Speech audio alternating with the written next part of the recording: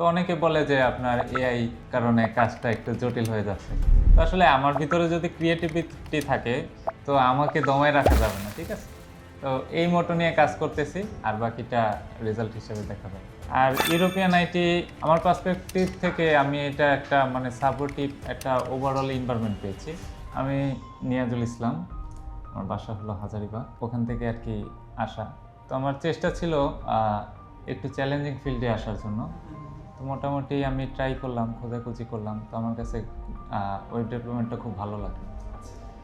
তো কীভাবে শেখা যায়, আমার সোর্সের ভিতরে আমি বিভিন্নভাবে ট্রাই করলাম। তো এভাবে আর কি হঠাৎ একদিন ইউরোপিয়ান আইটিতে আসা আমার ফ্রেন্ডের মাধ্যমে।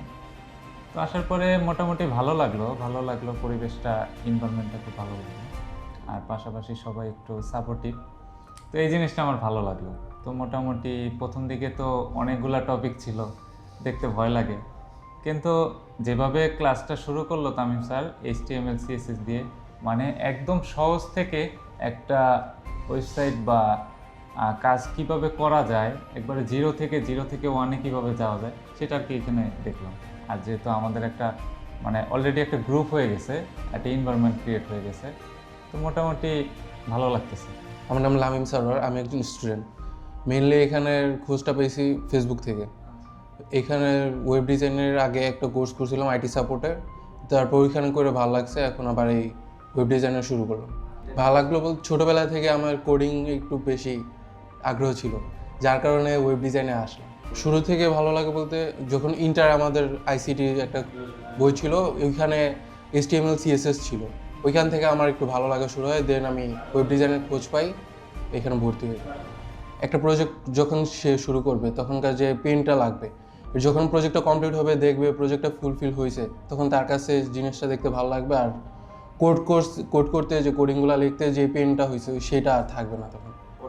বিষয়টা অত জটিল না, সোজা। তো এখানে এসে আর কি আমি তো কম্পিউটারের আগে ব্যবহার করেছি। স্যার আসলে শিখিয়েছে কীভাবে স্ট্রাকচার ওয়েতে কাজ করতে হবে। আমাদের ফার্স্ট ডেতে যে আমাদের কাজটা ছিল, ফোল্ডারটা ছিল, আর লাস্ট ডেট মানে 10ম দিনে যে স্ট্রাকচার ছিল, ওটা আমরা কম্পেয়ার করলে মানে আমাদের পরিবর্তনটা আমরা দেখতে পারি। যে প্রথমে আমরা শুরু করেছিলাম একটি বৃত্ত, একটি মানে বক্স কীভাবে ক্রিয়েট করে, ডিভিশন কীভাবে ক্রিয়েট করে। তো এখন মোটামুটি ওটাকে কীভাবে ডিজাইন করে, CSS করে, তো ইমপ্রুভমেন্ট দেখা যাচ্ছে। স্যার অনেক ফ্রেন্ডলি, আর সব দিক দিয়ে সাপোর্ট পাওয়া যায়। স্যারকে যখন আপনি টেক্সট করবেন, যে কোনো জায়গায় আটকে গেলেন বাসায়, তখন স্যারকে যদি টেক্সট করেন, স্যার সাথে সাথে রিপ্লাই দিবে, জানাবে এইটা ভুল হয়েছে, আপনি এটা ঠিক করেন। স্যার অনেক ফ্রেন্ডলি, আমাদের মোটিভেট করে। হোমওয়ার্ক করতে যদি আটকে যায় তখন স্যারকে টেক্সট করে স্যার জানিয়ে দেয়। উনি যথেষ্ট সাপোর্টিভ। আমাকে রাত্র 1:30 বাজে উনি বকা দিছে, কীরকম মানে এটা হয় নাই, আপনি কমেন্ট করছে যে আপনার এটা হয় না, আপনি এটা করেন। তো আমি দেখা গেছে ওইটা শেষ করতে করতে 3টা-4টা বেজে গেছে, পরের দিন আর কি সাবমিট করছে। তো একদিক দিয়ে দেখলে একটু পেইন আসবে, পেইন না হলে তো আর কিছু শেখা যায় না। তো সাপোর্টও আছে এখানে, আর স্যার যথেষ্ট গাইডেন্স দেয়। তো আসলে প্রথম টার্গেট হলো এখানে নিজেকে ছাড়িয়ে যাওয়া আমার, যেহেতু এটা একটা চ্যালেঞ্জিং ফিল্ড। তো আমার চেষ্টা থাকবে এই ফিল্ডে মানে শাইন করার জন্য, যাতে আমি এইদিকে অগ্রসর হতে পারি। তো অনেকে বলে যে আপনার AI কারণে কাজটা একটু জটিল হয়ে যাচ্ছে। তো আসলে আমার ভিতরে যদি ক্রিয়েটিভিটি থাকে, তামিম ভাই যেটা বলছে, তো আমাকে দমায় রাখা যাবে না, ঠিক আছে? তো এই মোটো নিয়ে কাজ করতেছি, আর বাকিটা রেজাল্ট হিসেবে দেখা যাবে। কোর্স শেষে একটা ফাইবার বা আপওয়ার্কে অ্যাকাউন্ট ক্রিয়েট করে ফ্রিল্যান্সিং করার ট্রাই করব। আমারও প্ল্যান আছে স্যারের থেকে, আমাদের যে মেন্টর স্যার তামিম স্যার, ওনার থেকেও হাই লেভেলে যাওয়ার, নিজেকে ছাড়িয়ে যাওয়ার, স্যারকে ছাড়িয়ে যাওয়ার। ইউরোপিয়ান আইটিতে যদি কেউ আসতে চায়, ভালো, সবাই ফ্রেন্ডলি, সব স্যারাই ফ্রেন্ডলি, সবার সাথে পরিচয় হইলাম। আগের কোর্সে যখন ছিলাম তখন পরিচয় হয়েছে, এই কোর্সে আস্তে আস্তে পরিচয় হচ্ছে। এখানে এসে শিখতে পারে, খারাপ না।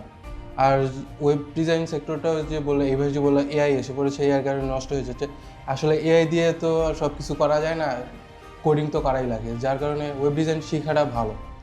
AI দিয়ে তো আর ফ্রন্ট এন্ড সব যে চাচ্ছে যে ডিজাইন করবে সেরকম তো আর পাবে না, বা যে ক্লায়েন্ট পাঠাবে ওরকম তার AI দিয়ে মেক করতে পারবে না, সেক্ষেত্রে তো কোড করাই লাগবে। তো এদিকে খেয়াল করলে আমি মনে করি যে মানে এটা তো একটা চ্যালেঞ্জিং ফিল্ড, সেই হিসেবে শেখা উচিত। আর মোটামুটি নতুনদের জন্য কি পরামর্শ। তো আমার পরামর্শ হলো লার্নিং লুপে থাকা। লার্নিং লুপে থাকলে তো দেখা গেছে এআই এর কাজ করবে, আমি আমার কাজ করব, ঠিক না? তো আমরা যেটা পারবো, আমরা মানে হিউম্যান থেকে ইমোশন দিতে পারবো। ওয়েবসাইটে যে ইমোশনটা দেওয়া যায় সেটা এআই পারবে না, আর ক্রিয়েটিভিটি সেটা তো আছে। আর ইউরোপিয়ান আইটি কেন, আমার পার্সপেক্টিভ থেকে আমি এটা একটা মানে সাপোর্টিভ একটা ওভারঅল এনভায়রনমেন্ট পেয়েছি। তো আমার উচিত আপনার বা নতুন কেউ হলে এসে দেখার জন্য, ঠিক আছে? তো নিজেই আর কি যাচাই করা উচিত আমি ভালো কি বলবো, আর আমার রেজাল্টই শো করবে আমি কতটা ভালো করতেছি।